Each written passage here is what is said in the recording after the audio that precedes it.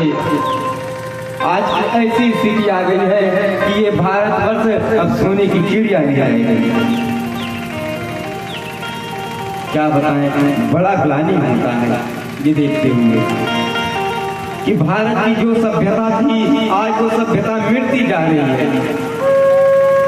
पहले इस भारतवर्ष में माताएं घूंघट डाल चलती थी, आज तो ऐसा फैशन चल गया है पूछो ही मत।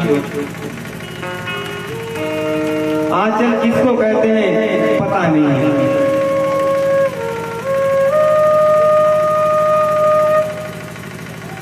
ये भारतवर्ष है ना, ये सभ्यता का देश है, सिखाता है हमको सदाचार कैसा हो, संस्कार कैसा हो। ये संस्कारों की जननी है भारतवर्ष।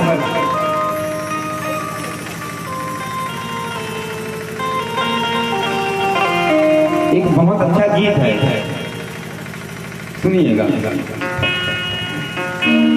जहाँ लाल लाल पर सोने की चिड़िया करती है बसेरा, वो भारत देश है मेरा, वो भारत देश है मेरा। जहाँ लाल लाल पर सोने चिड़िया करती है बसेरा, वो भारत देश है मेरा, वो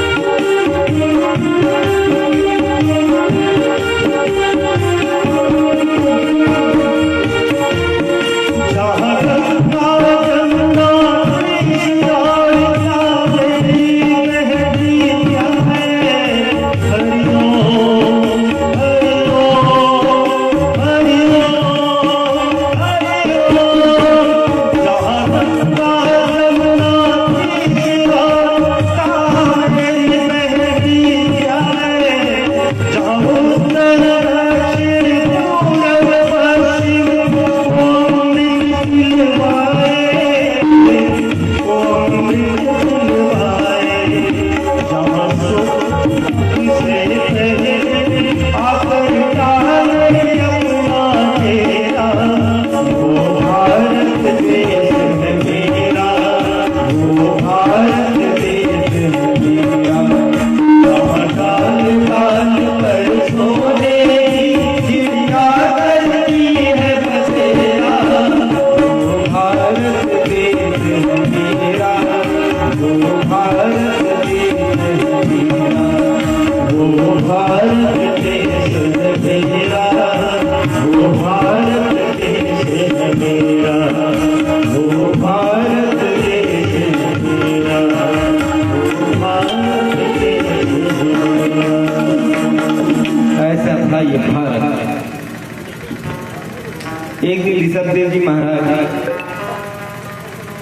अपने पुत्रों को बुलाए और कहा, पुत्रों सुनो, हम तुम्हें एक दिव्य उपदेश देते हैं।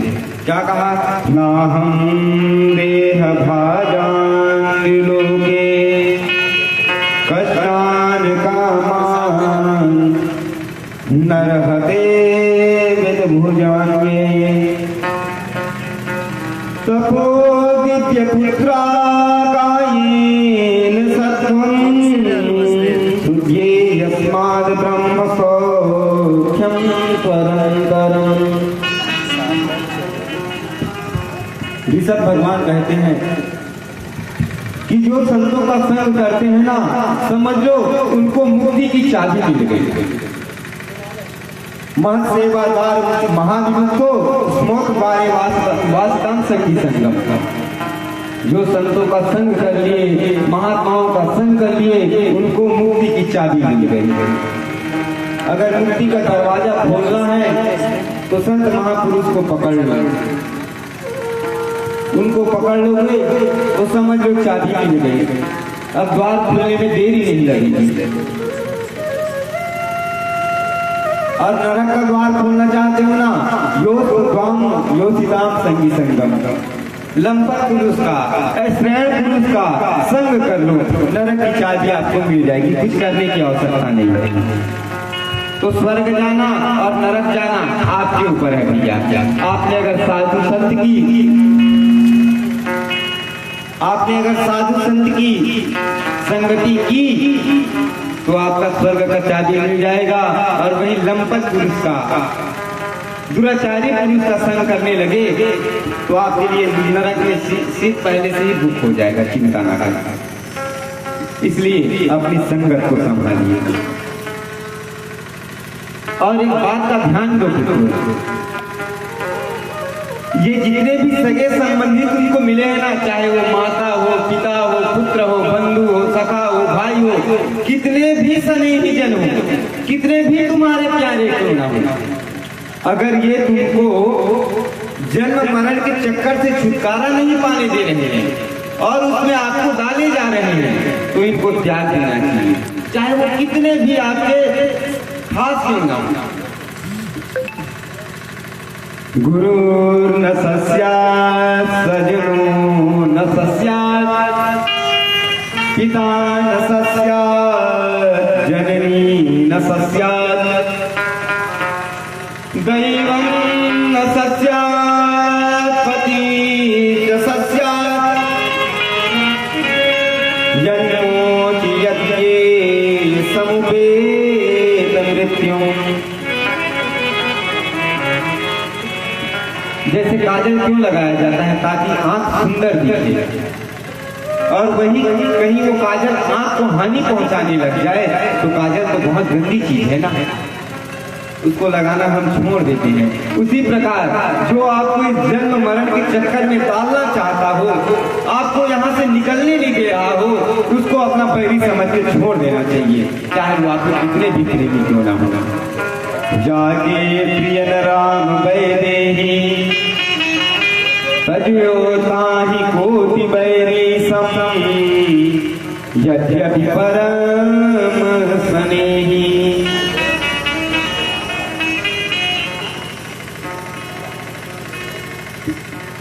जो आपको भगवान से जुड़ने नहीं दे रहे हैं, भगवान के भजन करने आप बैठ जा रहे हैं और आपको आकर उसमें विक्षेप कर रहे हैं, उनको तुरंत त्याग देना चाहिए। तज्यो तान कोटि बैरी सम यद्यपि परम सनी, उसको अपना बैरी समझना चाहिए और उसका त्याग कर देना चाहिए, वो कितना भी स्नेही क्यों ना होना।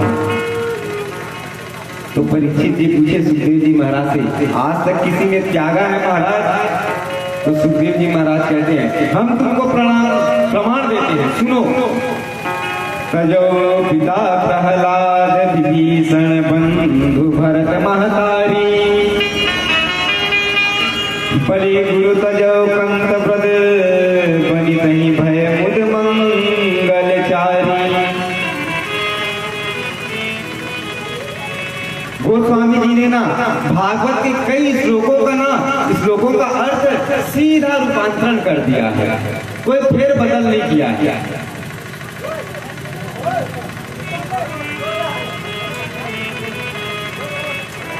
भैया ये हल्ला शांत हो सकता है क्या थोड़ा?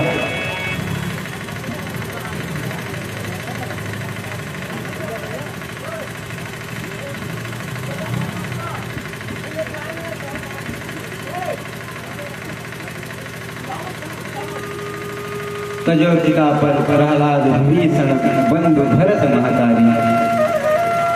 सुखदेव जी महाराज गिनाने लगे, प्रहलाद ने अपने पिता को त्याग दिया, विभीषण ने अपने भाई को त्याग दिया,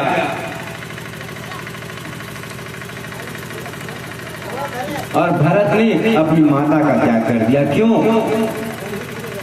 क्योंकि ये लोग भगवान से जुड़ने की रास्ता में ना बाधा बन गए थे।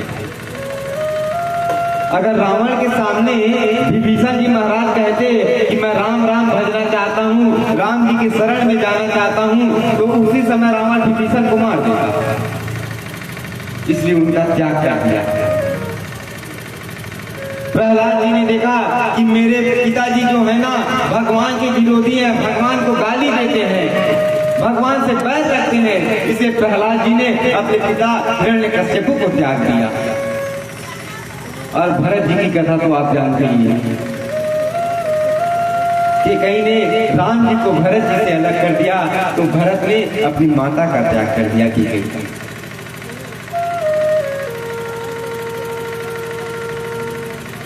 तो हे पुत्रों, ये मूल मंत्र है जो आपको भगवान से जुड़ने की मार्ग में बाधा बन रहा है, उसको बैरी समझ के त्याग देना चाहिए। ऋषभदेव जी महाराज परम ब्रह्म ज्ञानी थे और जानबूझकर ऐसी चेष्टाएं करते थे कि लोग हमको पागल समझे। कारण लोग इसलिए पागल समझे, जो सिद्ध महात्मा होते हैं ना वो छिपते नहीं, वो छुपते हैं। वो ये प्रसिद्धि के चक्कर में नहीं आते, उनको मान बड़ाई पैसा से मतलब नहीं होता, वो तो अपने अकेले ब्रह्म चिंतन में एकांत में राम राम में ही मस्त रहते हैं। इसलिए ऋषभदेव जी महाराज एकांत चाहते हैं, और ऋषभदेव महाराज को सब जानते हैं कि बड़े तपस्वी हैं और सब उनसे भीड़ लगाने लग जाते हैं। इसलिए ऋषभदेव जी महाराज पागल की तरह मुंह में पत्थर दबाए घूम रहे हैं, नग्न अवस्था है, कहीं भी मन मूत्र त्याग कर उसी में लोटने लग जाते हैं। लोग उनको पागल समझने लग जाते हैं, कहने लग जाते हैं ये बड़े गंदे बाबा, इनके पास नहीं जाना चाहिए। जबकि ऋषभदेव जी महाराज के पास ना आत्म सिद्धियां हाथ जोड़े खड़ी रहती हैं, भगवान हमें भी कुछ अवसर दीजिए सेवा करने का। तो परीक्षित ने पूछा, महाराज जब आत्म सिद्धि उनके पास हाथ जोड़े खड़ी थी तो उन्होंने उनको ग्रहण क्यों नहीं किया? उनको ग्रहण करके जन कल्याण के लिए उनका प्रयोग करते। तो सुखदेव जी महाराज कहते हैं, सावधान परीक्षित, जो सिद्ध महात्मा होते हैं ना वो इन प्रसिद्धियों के चक्कर में नहीं आते। क्यों? यही प्रसिद्धियां हैं जो सिद्ध महात्माओं को फिर ना जहाँ आई सिद्धि वहाँ फिर प्रसिद्धियों का व्यापार चालू हो जाता है, प्रसिद्धि दिखाने लग जाते हैं, नमस्कार होने लग जाता है। फिर कहाँ का सिद्धि और कहाँ का क्या, मान बढ़ाई होने लग जाता है, चेला बनने लग जाते हैं, गुरु जी बोल के पीछे घूमने लग जाते हैं।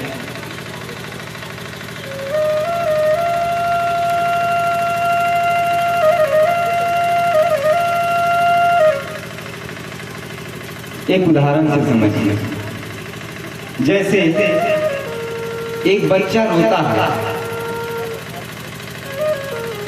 तो पहले माँ उसको खिलौना दे देती है, अभी तू इससे खेल ले, मैं अभी घर का जरूरी काम कर रही हूँ। बच्चा कुछ देर तक उस खिलौने से खेलता है और जब बोर हो जाता है तो फिर उस खिलौने को फेंक देता है, जोर जोर से रोने लग जाता है। तो माँ समझ जाती है अब ये मेरे बिना नहीं मानने वाला है, तो तुरंत जाएगी, उसको गोद में लेगी और खूब सहलाएगी, प्यार करेगी। उसी प्रकार जब हम भगवान से जुड़ने लग जाते हैं ना, तो भगवान ये सिद्धि रूपी खिलौने हमारे सामने फेंक देते हैं कि पहले इससे खेलो, और फिर साधक किसी सिद्धि में फंस के रह जाते हैं, भगवान को भूल जाते हैं। मान बढ़ाई जब से आई तब से किस्मत फूटी, स्वामी स्वामी रतन लागे, लगन राम से टूटी। जब से मान बढ़ाई आया भैया, इतना अहंकार आ गया कि कहाँ अब राम जी की तो याद ही नहीं आती। सब स्वामी स्वामी आगे पीछे घूमने लगे, स्वयं स्वामी बन के रह गए और अपने स्वामी को भूल गए। ऐसे पीछे पड़ जाता है ये संसार कि भजन का समय ही नहीं मिल पाता। सच्चे साधक वही होते हैं जो अपनी प्रसिद्धि के चक्कर में नहीं पड़ते, वो छिपते हैं, छपते नहीं। यही शिक्षा देने के लिए ऋषभ भगवान ने आत्म सिद्धियों को स्वीकार नहीं किया।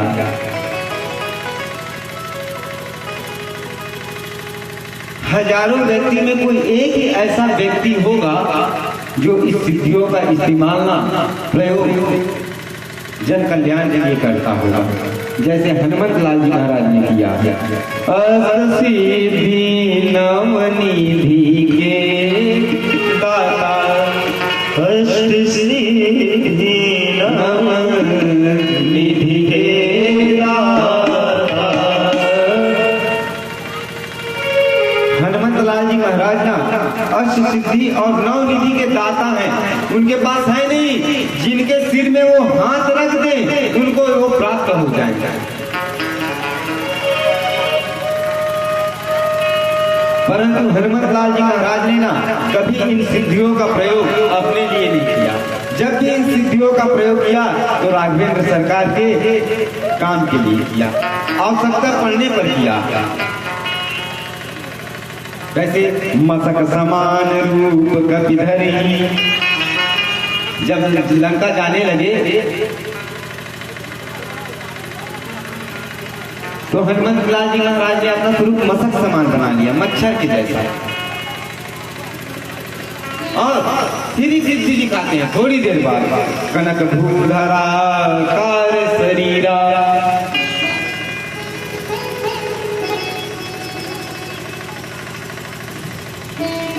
भगवान हनुमत लाल जी कभी कभी अपना पर्वताकार रूप भी दिखाए। जब पर्वत उठाने के लिए चले जाते हैं ना तो अपना पर्वताकार स्वरूप दिखाए। तो जो असली साधक होते हैं, सिद्ध महात्मा होते हैं ना, वो प्रसिद्धियों के चक्कर में नहीं आती, वो तो प्रसिद्धियों को लात मारते हैं। ऐसी प्रसिद्धि जो हमको भगवान से दूर कर दे, भगवान से अलग कर दे, ऐसी प्रसिद्धि हमको नहीं चाहिए। एक उदाहरण दूं आपको। रामकृष्ण परमहंस जी के महाराज के पास एक साधक आए।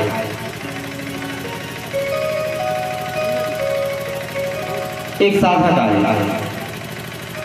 और उन्होंने कहा, महाराज जी आपका बहुत नाम सुना है, कुछ चमत्कार उमत्कार दिखाइए।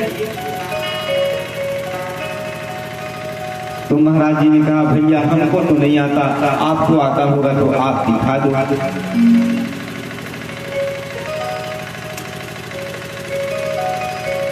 तो उन्होंने कहा हाँ महाराज चमत्कार तो हमको, हाँ महाराज हमने चमत्कार प्राप्त किया है।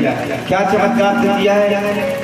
20 साल की कठोर साधना करके हमने पानी के ऊपर चलने की शक्ति प्राप्त की है, सिद्धि प्राप्त की है।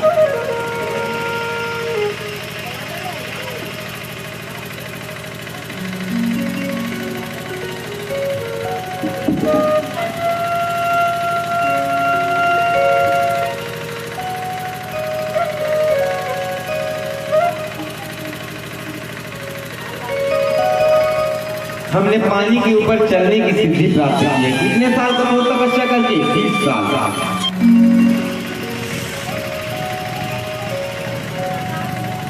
तो उसी समय एक दूध वाला आया, तो महाराज जी ने उस दूध वाले से कहा ए भैया दूध वाले इधर आओ। बुलाए उनको, कहा हाँ महाराज जी बोलिए कहाँ से आते हैं? हमने कहा हम गंगा पार से आते हैं। तो कैसे आते हैं? तो उन्होंने कहा 1 रुपया देते हैं तो नाविक हमको गंगा से इस पार ला देता है, और 1 रुपया देते हैं तो उस पार ले जाते हैं। तो रामकृष्ण परमहंस जी महाराज ने हंसकर उस साधक को जवाब दिया भैया जो काम 1 रुपया में हो सकता है ना, 1 रुपया में उस काम के लिए तुमने अपने व्यर्थ के 20 साल बर्बाद कर दिए।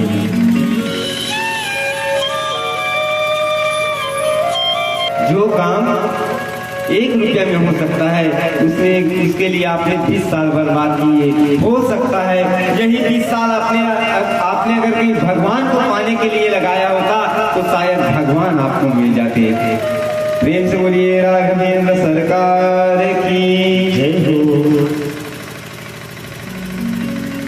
ये मन बड़ा चंचल है भैया, जहाँ सिद्धि और प्रसिद्धि आती है ना, ये मन फिर भगवान को भूल जाता है और प्रसिद्धि के चक्कर में ही पड़कर फिर प्रसिद्धियों में ही घूमने लगी। पानी पीने गंडकी नदी के पास पहुंची कहीं जंगल से, और उसी समय एक जंगल का शेर वहां पर इतनी जोर से दहाड़ मारा कि वो हिरनी कंपित मान हो गई और भय के कारण छलांग मार दी नदी में। और जैसे ही छलांग मारी वो नदी के उस पार न जा पाई और बीच में ही उसका बच्चा, उसका गर्भपात हो गया। छोटा सा मृग छौना उस मृगी का पुत्र जल में बहने लगा। जल भरत जी महाराज के आंखों के सामने ये दृश्य घटा तो जल भरत जी महाराज ने सोचा दया धर्म का मूल है, सभी व्यक्तियों पर प्राणियों पर दया करना चाहिए। और जल भरत जी महाराज ने उस मृग के छूने को जल से निकाला, तुरंत कूदे, उसको लाए,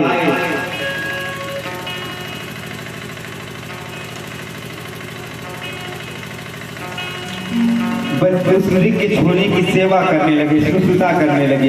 कुछ दिन बाद वो हिरण का बच्चा किलकारी भरने लगा, इधर उधर घूमने लगा।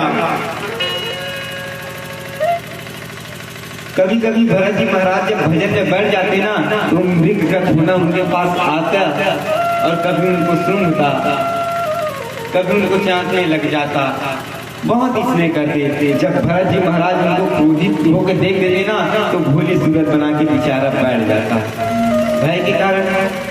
तो भरत जी महाराज को बड़ी दया आ जाती, अरे इसका कोई माँ बाप नहीं है, मैं ही इसका सब कुछ हूँ, मेरे ही द्वारा ये जीता है, मैं ही इसका भरण पोषण करता हूँ।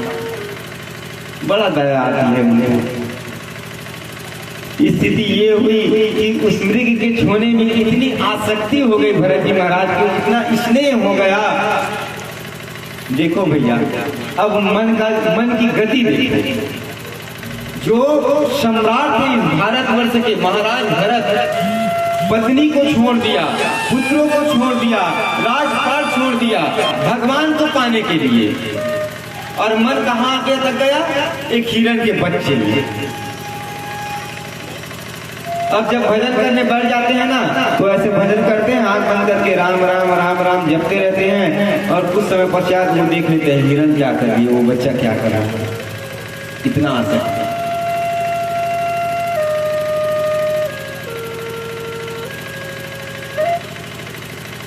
भजन करने बैठ जाते, उस बच्चे को देखने लग जाते क्या कर रहा है, कहाँ है। धीरे धीरे भजन कम होते गई और वो हिरण के बच्चे के प्रति उनकी आसक्ति बढ़ती गई, उनका प्रेम बढ़ता गया।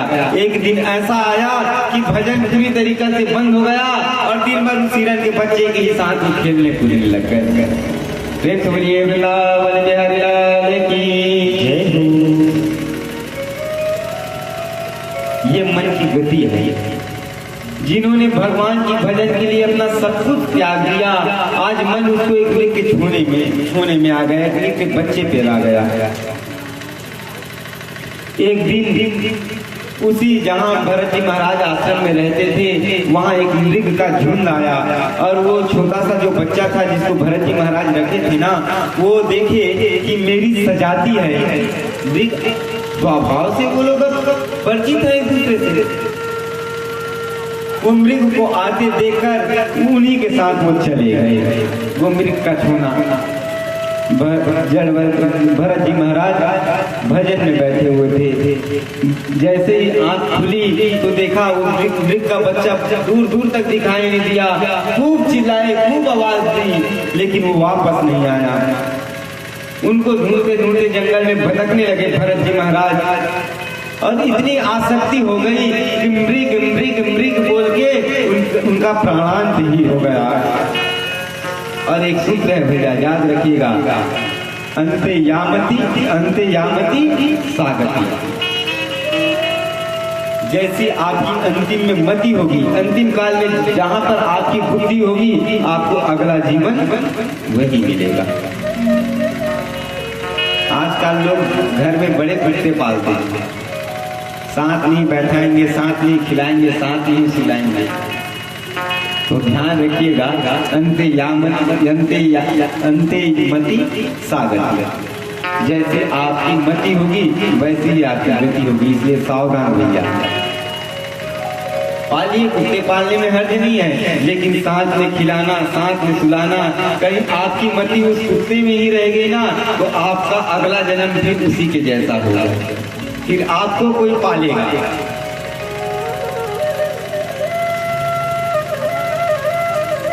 जीवों पर दया तो करनी चाहिए, लेकिन वो दया आसक्ति में परिणित ना हो जाए, प्रेम में ना बन जाए। जब भरत जी महाराज ने अच्छा किया, दया किया, उन मृग के छोरे को जल से निकाला, लेकिन जहां वो ठीक हो गया, किलकारनी भरने लगा, तब उसको छोड़ देना चाहिए था जल भरत जी महाराज को, लेकिन वो छोड़ नहीं पाए। और इतनी आसक्ति बढ़ गई जल भरत जी महाराज की उसमें, उस मृग के छोने में, कि उसी की याद में वो प्राण त्याग गए और अगले जन्म उनको फिर मृग का होना पड़ा। और अगले जन्म जब मृग के बने ना भरत जी महाराज, तो उनको वो पूर्व काल की बातें याद आई कि मैं अगले जन्म में चक्रवर्ती सम्राट भरत था, मेरे को एक मृग के ऊपर आसक्ति हो गई, इसी कारण मुझे इस मृग का जीवन मिला। अब मैं किसी चक्कर में आने वाला नहीं हूँ। कुछ समय पश्चात मृग का शरीर त्याग कर अगला इनका जन्म एक ब्राह्मण कुल में हुआ, ब्राह्मण के परिवार में हुआ। 9 भाई थे, ये सबसे छोटे थे और एक बहन थी। इनको पूर्व जन्म की स्मृति अभी भी बनी रही है। पहले मैं चक्रवर्ती सम्राट भरत था, उसके बाद मृग बना, अब मैं किसी के चक्कर में पड़ूंगा नहीं। अब मुझे इस संसार में पढ़ना नहीं है, अब तो मुझे केवल भगवान का भजन करना है। तो एक दिन इनके पिताजी ने कहा, सुनो पुत्र, ब्राह्मण के कुल में जन्म लिए हो, अरे वेद वेदांती गायत्री मंत्र का तुम गायत्री मंत्र तो सीख लो। तो जब भरत जी ने कहा, हाँ पिताजी चलो बताओ, आप पढ़ाओ, हम आपसे सीखेंगे। अब पिताजी पढ़ाने लगे गायत्री मंत्र, 1 घंटा तक पढ़ाए उसको गायत्री मंत्र। और 1 घंटा बाद पढ़ाने के बाद पूछे कुछ याद हुआ पुत्र? तो उसने कहा पिताजी आज जब से पढ़ा रहे हैं ना मैं गिन रहा हूँ इस बिल में 9,999 चीटियाँ घुस गई है। पिताजी को आया क्रोध, अरे मूर्ख 1 घंटा से मैं तुझको यहाँ गायत्री मंत्र पढ़ा रहा हूँ और तू चीटियाँ गिन रहा है। तू मूर्ख है, जड़ है, तू कभी कुछ नहीं सीख सकेगा। इसलिए क्रोधित होकर बोल दिया आज से तेरा नाम जड़ भरत। तो प्रख्यात हो गए जड़ भरत के नाम से। जड़ भरत जी तो सोचने लगे अच्छा हुआ भगवान ने कृपा करी कि हमारा नाम जड़ भरत हो गया। अगर हम भी विद्वान जानते सब हैं, वेद विधान की ज्ञाता हैं, लेकिन मूर्ख की तरह अपने आप को सबके सामने प्रकट करते हैं ताकि लोग हमसे पागल समझे और हमसे दूर रहे। अगर हम भी कहीं इन वेद वेदांतों के चक्कर में आ गए, अपने आप को विद्वान सिद्ध कर दिया, तो देख रहे हैं आज भाइयों का क्या हाल हुआ है। जहाँ ये लोग अच्छे पढ़ लिख लिए तो पिताजी ने सभी की शादी करा दी, सभी के बच्चे हो गए। अब नून तेल लकड़ी में ही इनका जीवन बीत रहा है। ऐसा जीवन मेरे को नहीं जीना है। इस कारण भरत जी महाराज, जड़ भरत जी महाराज जानबूझकर सबके सामने पागलवत व्यवहार करते हैं।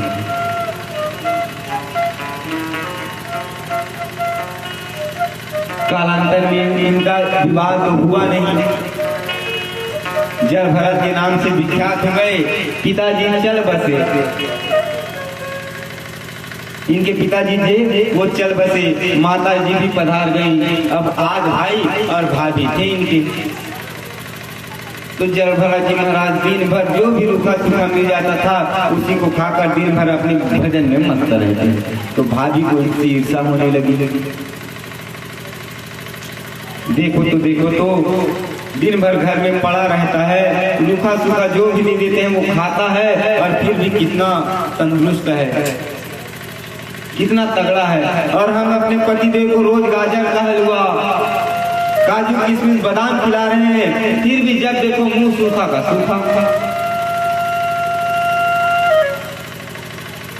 दुबले पतले ही दिखाई देते हैं। तो एक दिन उनसे अपने पतिदेव से जिसे बोलने लगी उनकी भाभियां, महाराज ये दिन भर घर में बैठा रहता है, इनसे भी कुछ काम लिया करो, जाओ इनको भी खेत ले जाओ, कुछ काम करे, दिन भर घर में खाता रहता है और पड़ा रहता है। तो उनके भाई आज बोलने लगे भैया जड़ भरत हमारा भी हाथ बताओ जी, काम में हाथ बताइए चलिए। अच्छा भैया बताओ क्या करें? तो चलो खेत उठाए कुल्हाड़ी और चल दिए भाइयों के साथ खेत।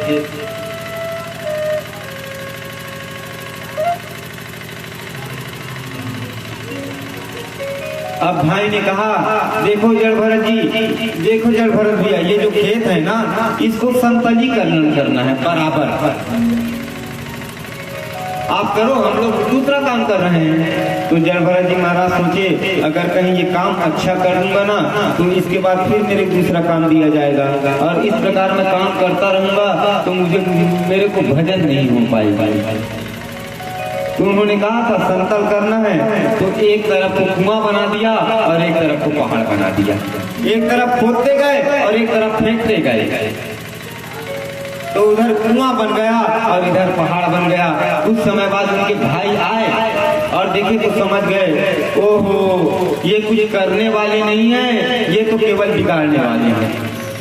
हाथ जोड़ के कहा भैया तेरे से काम नहीं होगा, तू ऐसा कर, तू यहीं बैठ जा, तेरे लिए हम लोग कुटिया बना देते हैं, तू यहीं रहा कर, जो भी घर में बनेगा हम तुमको ला कर दे देंगे, यहीं खेतों की तू सुरक्षा कर। जड़ भरत जी महाराज बस यही तो चाहते थे एकांतवास मिल गया, वहीं रहने लगे बढ़िया से, जो भी रूखा सूखा मिल जाता था आ जाता था उसी को खाकर प्रेम से भगवान का भजन करते। अब भैया ने कहा था खेत की रखवाली करना, तो एक दिन खेत में सभी गाय चली गई और खूब चारा खाने लगी। तो जड़ भरत जी महाराज कहते हैं रक्षा देखने को कहा है मेरे को, खेत को देखने को, तो दूर बैठे खेत को देख रहे हैं गाय चल रही है, मेरे को देखने को बोला गया है, भगाने को थोड़ी, देख रहे हैं बढ़िया। राम का दाना राम का खेत खाते जाओ, आप ही का है। जड़ भरत जी जब उनके भैया आए और देखे तो कहने लगा, जड़ भरत भैया क्या कर रहे हो, इधर गाय पूरी फसल खा गई और आपने इनको यहाँ से दूर भी नहीं किया। तो वो बोले, भैया आपने तो मेरे को केवल खेत देखने को कहा था, भगाने को तो नहीं कहा था, इसलिए मैं देख रहा हूँ।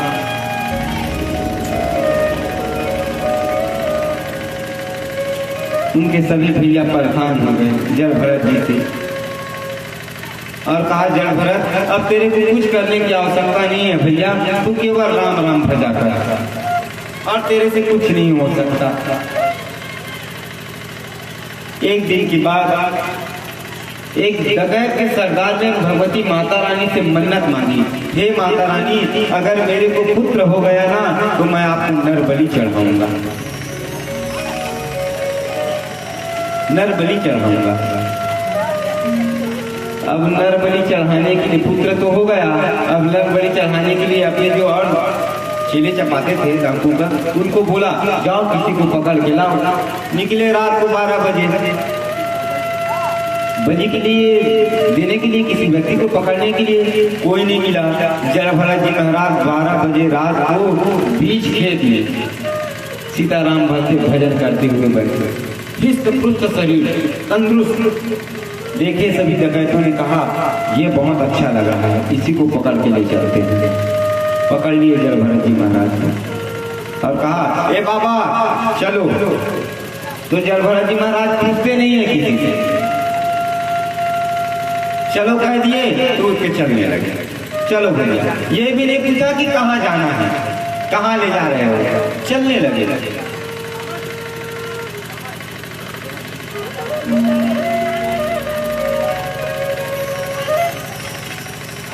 और ये तो राम भक्ति में इतने मस्त रहते हैं कि कई महीनों तक नहाते भी नहीं।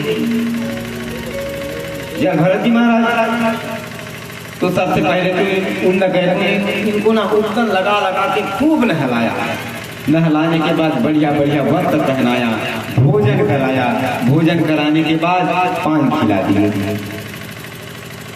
अब जड़ भरत जी महाराज सोच रहे हैं, बड़े अच्छे भगत लोग हैं, बड़ी सेवा कर रहे हैं।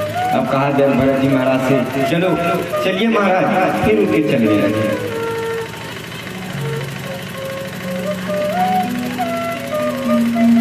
और जाने लगे और कहा, चलिए महाराज अब करिए मातेश्वरी को दंडवत। सिर झुका के जड़ भरत जी महाराज बैठ गए और फिर डकैत के सरदार ने निकाली तलवार और तलवार निकाल कर अब जड़ भरत जी महाराज देखे जैसे मारने लगे तो जड़ भरत जी महाराज बोले, ये क्या कर रहे हो भैया। उन्होंने कहा, महाराज जी अभी तो चकाचक आप झेल के आए हैं ना, माल हुआ वो फ्री का नहीं था, जब उसको स्वीकार किया है ना तो इसको भी स्वीकार करेगा। जड़ भरत जी महाराज सोचे, फंस गए चक्कर में, जिससे भाग रहे थे वही फिर सामने आ गया। लेकिन जो ब्रह्म को जानने वाले होते हैं ना, वो इस देह को ना एक कपड़े की भांति समझते हैं, उनको इस देह में ना किसी भी प्रकार की आसक्ति नहीं होती। तो जड़ भरत जी महाराज ने कहा, अगर मेरे इस देह के त्याग देने से, उनकी बलि बन जाने से किसी का कल्याण होता है तो मैं इसके लिए भी तैयार हूं। आओ भैया दे दो बलि। लेकिन माता रानी ने देखा भद्रकाली ने कि एक तत्ववेत्ता ब्राह्मण, वेदों का जानकार, वेदों को जानने वाला ब्रह्म ज्ञानी संत और भगवान का परम भक्त, ऐसे भगवत भक्त को की बलि चढ़ाई जा रही है। तुरंत भगवती भद्रकाली वहीं प्रकट हो गई। ब्रह्म तेजो सागर सुने तस्मानि वंसा वसुप्ता सचामेन सैव देवी भद्रकाली। भद्रकाली मैया तुरंत प्रकट हो गई सिंह विग्रह से और अपने खड्ग से जितने भी वहां पर डकैत थे ना, सबका सिर घर से अलग कर दिया। प्रेम से बोलिए भद्रकाली मैया अम्बे महारानी नमो नमो दुर्गे महारानी।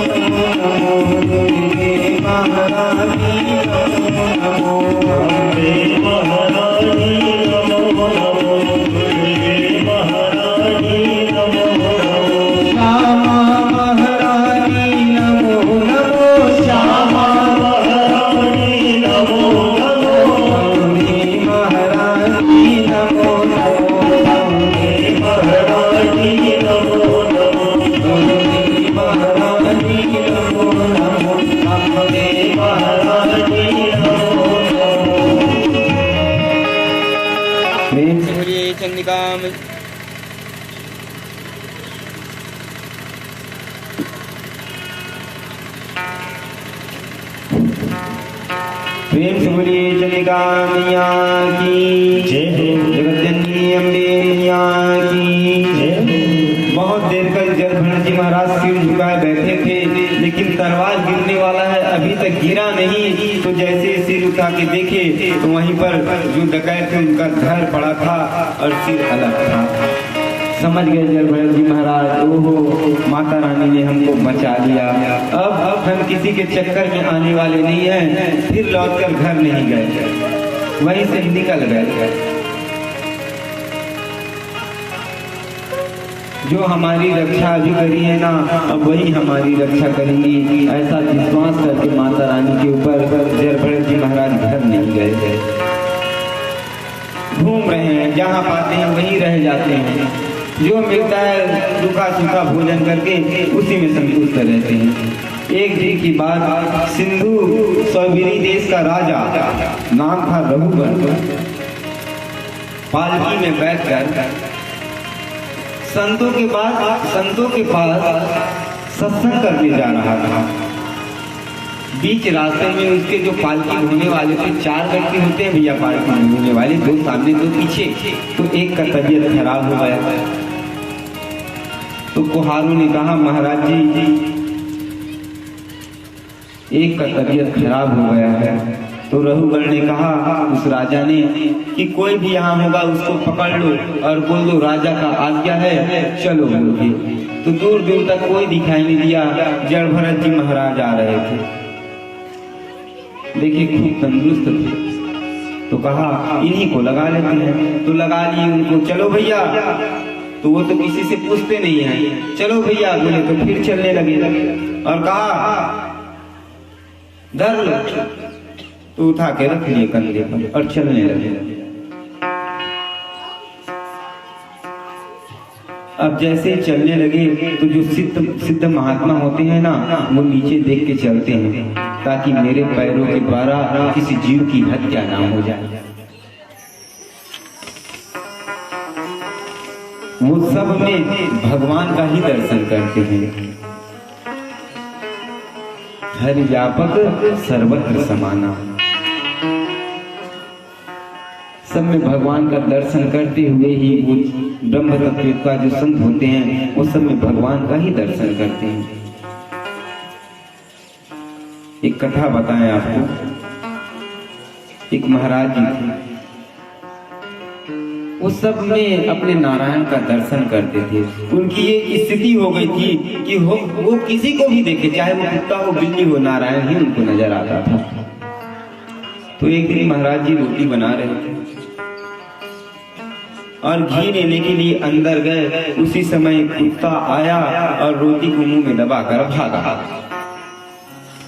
और जैसे महाराज जी आए तो देखे कि वो कुत्ता रोटी ले जा रहा था, घी हाथ में थी, वो उनके पीछे दौड़ने लगे।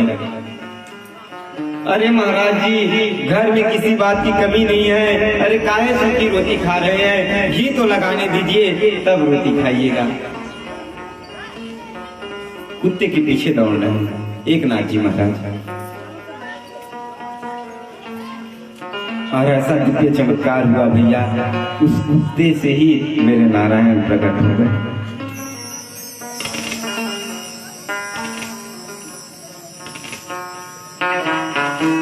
तो जैसी आपकी दृष्टि होगी, आप जिसमें भी नारायण का दर्शन करेंगे ना, नारायण उसी में आपको अपना दर्शन कराने पहुंच जाएंगे। प्रहलाद जी महाराज से पूछा गया क्या ये स्तंभ में भी तेरे नारायण हैं? प्रहलाद जी महाराज ने कहा हाँ पिताश्री, इस स्तंभ में भी मेरे नारायण हैं। मेरे नारायण सभी जगह हैं, ऐसा कोई भी ऐसा वस्तु नहीं है जिसमें मेरे नारायण नहीं है। और प्रहलाद जी ने जिस दृढ़ता से कहा ना कि इसमें मेरे नारायण हैं, और जैसे ही हिरण्यकश्यप ने उस खंभे पर प्रहार किया, मेरे नारायण नरहरि रूप में अवतार वही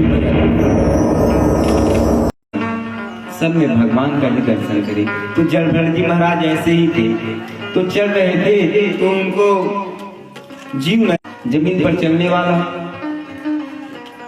तो वो उछले, और जब उछले तो राजा पालकी में बैठे थे, उनका बैलेंस बिगड़ा। अब राजा खूब क्रोधित हुए, और कहा, हे भार वाहको, क्या तुम्हें भार ढोना नहीं आता? ऐसे धोया जाता है। तो सभी भार वाहक जो तीन थे ना, वो कांपने लगे, भय आ गया उनके अंदर। ये तो मरेगा ही, साथ में हमको भी मरवाएगा। तो तीनों ने मिलके जल भरत जी महाराज की रघुगढ़ से शिकायत कर दी। क्या कहा, महाराज जी हमने कोई गलती नहीं की है। अभी अभी जिसको नया लगाए हैं ना, पता नहीं कभी कभी मर मर के चलता है, चलता ही नहीं, और कभी कभी अपने आप दौड़ने लग जाता है।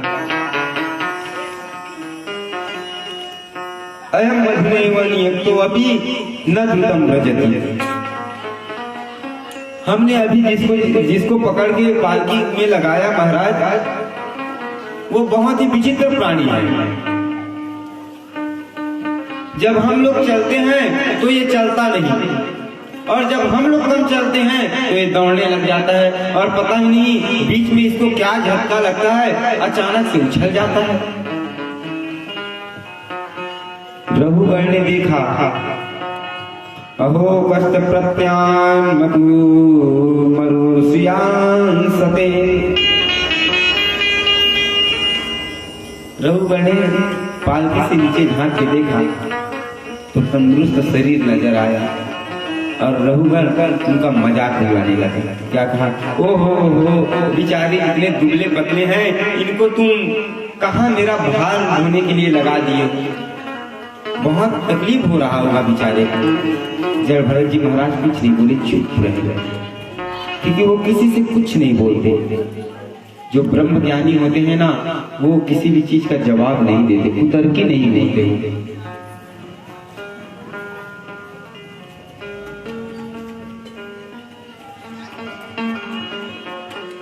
रघुगण इतने बोलने पर जल भरत चुप रहे और फिर चलने लगे। अब फिर एक जीव दिखा तो फिर उछल पड़े जल भरत जी महाराज। अब रघुगण को बहुत क्रोध आ गया, उसने पालकी रुकवाई और पालकी से उतरा और कहा, अरे तुझ जैसे को सुधारना मैं अच्छी तरीके से जानता हूँ, अभी तेरे को मृत्यु दंड दूंगा। तू ये चेष्टाएं इसलिए कर रहा है ताकि तुझे इस भार से मुक्ति मिल जाए। तलवार निकाल के मारने के लिए उद्यत हो गए रघुगण जल भरत जी महाराज को। आज तक जल भरत जी महाराज ने जीवन में कभी मुंह नहीं खोला था, कभी नहीं बोले थे, और आज बोलना प्रारंभ किया। जो ब्रह्म ज्ञान से संपन्न होते हैं ना, वो अनर्गल बातें तो करते ही नहीं है। ऐसा ज्ञान प्रकट किया रघुगण के सामने। रघुगण भौचक्का होकर देखने लगा, अरे दिखने में तो एक पागल जैसा है, लेकिन लगता है कोई पहुंचे हुए संत है। उसी समय उनको उनका जनेऊ दिख गया। यज्ञोपवीत चरणों में गिर गए रघुगण और कहने लगे,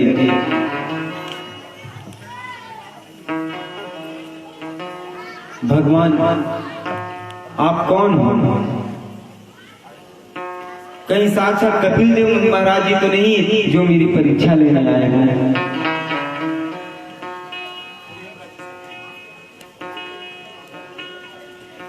भरत जी महाराज सोचने लगे, अगर ये मेरे को मारने की चेष्टा करेगा, मेरा अपमान करेगा, तो ये जरूर नरक में जाएगा, क्योंकि मैं एक ब्रह्म ज्ञानी संत हूँ। और जिसका भार मैंने अभी अभी अपने सिर पर उठाया है, अगर वो कहीं नरक चल गया ना, तो इसमें मेरी बेइज्जती नहीं होगी, इसमें संतों की बेइज्जती होगी। देखो तो एक संत ने एक राजा का भार उठाया, फिर भी वो नरक को चला गया। इसलिए मैं इसको नरक को जाने नहीं दूंगा। इसलिए आज जल भरत जी महाराज बोल पड़े,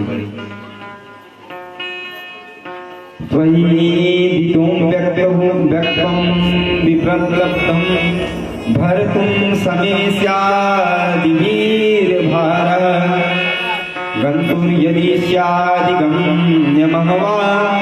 पीबेति रासौ न विदं प्रणाम। हे राजन, तुम किसे दंड देने की बात कर रहे हो? मुझे ना मैं तो मरता हूँ ना जीता हूँ, ना मुझे सुख का अनुभव होता है ना मुझे दुख का अनुभव होता है, ना मुझे कोई मार सकता है। ये तुम किसे मृत्यु दंड देने की बात कर रहे हो? रघुवर ने जैसे ही ये बात सुनी भय हो गया उसको और कहने लगा, आप कौन हो प्रभु? कश्यस्त्वं निगूढस्य रसिद्विजानां बिभर्षि सूत्रं कथमयो वधूतः कस्यासि पुत्र त्वं इहापि कस्मात् छेयां न चस्ये नोत शुक्लः। क्षमा करें महाराज, ये ब्रह्म सूत्र से संपन्न कौन ब्रह्म ज्ञानी है? कृपा करके आप कौन हैं? कृपा करके आप अपना परिचय दीजिए। प्रभु मैं संसार में किसी से नहीं डरता, मैं डरता हूं तो केवल ब्रह्मज्ञानी ब्राह्मण से। नाहं विसंके सुरराज बजराज त्रयाक्ष शूलान् यमाश्च दण्डात् न्यायक सोमा नीलवीत पास्त्रा छंके भृसंभ्रम भगुला मानात्। मैं ना तो देवराज इंद्र के वज्र से डरता हूँ, ना तो यम के काल दंड से। अगर मेरे को भय होता है ना तो केवल किसी ब्राह्मण का अपमान ना हो जाए इससे, क्योंकि नारायण कहते हैं मैं सब कुछ सहन कर सकता हूँ लेकिन एक ब्राह्मण का अपमान मैं कभी सहन नहीं कर सकता। अगर ये मेरे हाथ भी अगर ब्राह्मण का अपमान कर देना तो मैं ये हाथ को ही अपने शरीर से अलग कर दूं।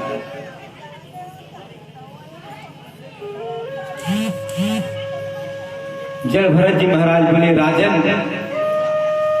भय वाली बात नहीं है तो हम भी एक ब्राह्मण, लेकिन हम श्राप देने वाले क्रोध में आने वाले ब्राह्मण नहीं है। आपके हृदय में जो कुछ भी सवाल है आप हमसे कुछ कर सकते हैं, पूछ सकते हैं। रघुगण को थोड़ी शांति मिली। अगर कहीं दुर्वासा जैसे महात्मा हो जाते और इतने सुनते ना तो अभी तक तो गोविंदाय नमो नमः हो जाएगा, लेकिन जल भरत जी महाराज ऐसे नहीं है, बड़े ही शांत हैं। अगर हम उस स्थिति में पहुंच जाए ना भैया और हमको कोई कहे भैया जरा सा ये पानी का गिलास हमको दे दो, तो हम